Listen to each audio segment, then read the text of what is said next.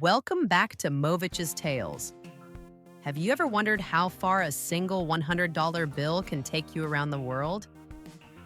Well, I did, and the answers shocked me. From New York, where it disappears in a heartbeat, to Thailand, where it feels like it never runs out, today I'm taking you on a journey through 10 countries to see just how much, or how little, $100 can buy. Trust me, you'll never look at your wallet the same way again. United States. When I landed in New York, I thought $100 would feel like a mini fortune. But nope, it vanished faster than a New York minute. Breakfast at a cozy diner, $25 gone. A Metro card to get around, another $33 out of my pocket. By the time I grabbed a slice of pizza for lunch, I was counting my change like a kid after Halloween. In the US, $100 is more like a quick taste of the city, not a feast. Mexico. Now, stepping into Mexico City was like stepping into a whole new world for my wallet. With pesos in hand, my $100 became a whopping 1,700 Mexican pesos. Breakfast, freshly baked conchas, and a big mug of Café de Olla for less than 50 pesos. Lunch was a plate of sizzling tacos al pastor that I swear were made by angels. I even hopped on the Metro for just 5 pesos per ride, practically free. By the end of the day, I still had enough to grab souvenirs, try street churros, and enjoy a mariachi performance in the plaza. Here, $100 felt like a golden ticket. Nigeria. When I exchanged my $100 in Lagos, I suddenly had bundles of naira in my hand. And the feeling was unmatched. Breakfast was akara and pap from a street vendor for just a few hundred naira.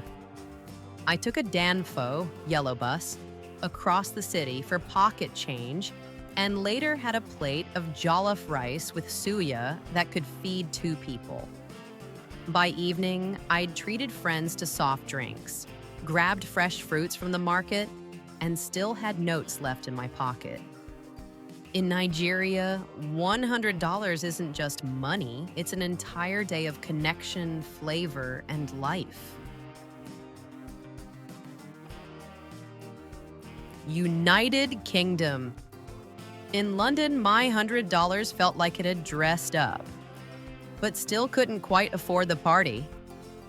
Converted to pounds, it was about 78 pounds, and the city knew exactly how to eat it up. A traditional English breakfast at a cute little cafe, 12 pounds gone before 10 a.m. I took the tube to explore, and that was another 7 pounds 50. By the time I grabbed some fish and chips along the Thames for dinner, I had barely enough left for a cup of tea. London's beautiful, but here, $100 is more of a polite hello than a proper conversation. Thailand. Bangkok. Oh, Bangkok. My $100 turned into over 3,500 Thai baht, and I swear it multiplied the moment I started spending it. Street food? Heavenly pad Thai for 50 baht. An ice-cold mango smoothie? Just 30 baht. I rode a tuk-tuk through neon-lit streets for a fraction of what a taxi costs back home. By the time the day was over, I'd eaten like royalty, had a foot massage, and even bought a few quirky market souvenirs, all without even hitting the halfway mark. In Thailand, $100 feels like an endless adventure. Japan. In Tokyo, $100 became about 15,000 yen. I started my morning with a steaming bowl of ramen in a tiny shop tucked down an alley. Then I wandered through Shibuya, stopping at a konbini convenience store for quirky snacks. But here's the thing. While you can stretch $100 with street eats and trains, the moment you step into a high-end sushi place, it's gone faster than the Shinkansen. Still, in Japan, every yen spent feels like part of an experience. From spotless train stations to perfectly wrapped purchases.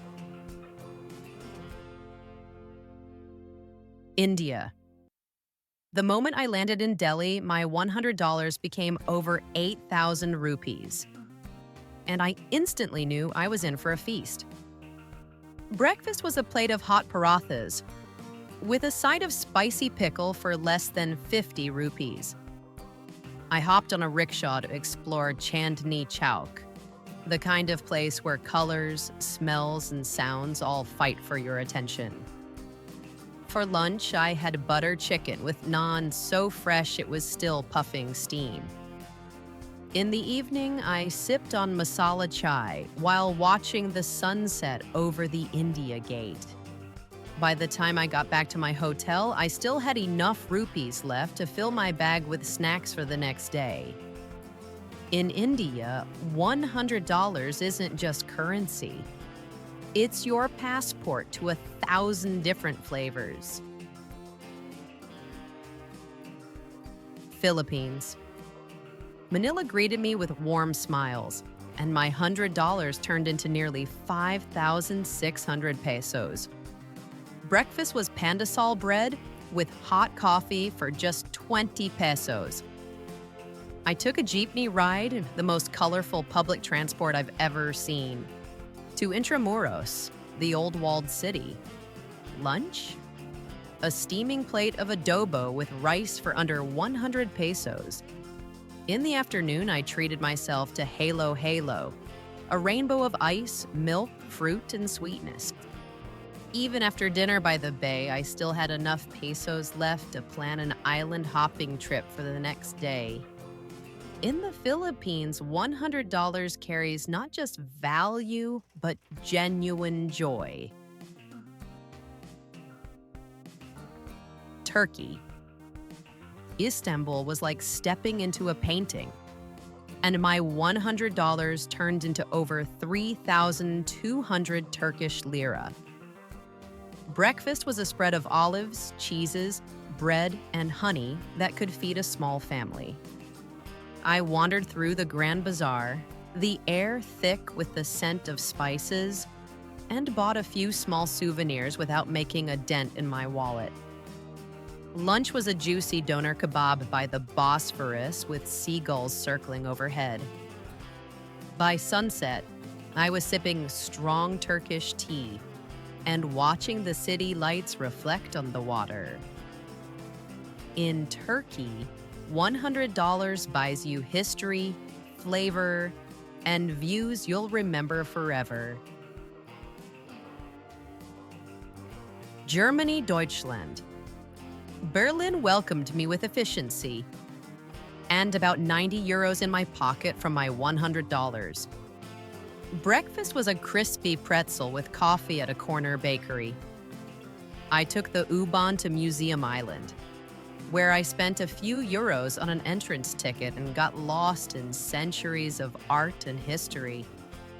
Lunch was a bratwurst in the park, surrounded by people enjoying the sunshine.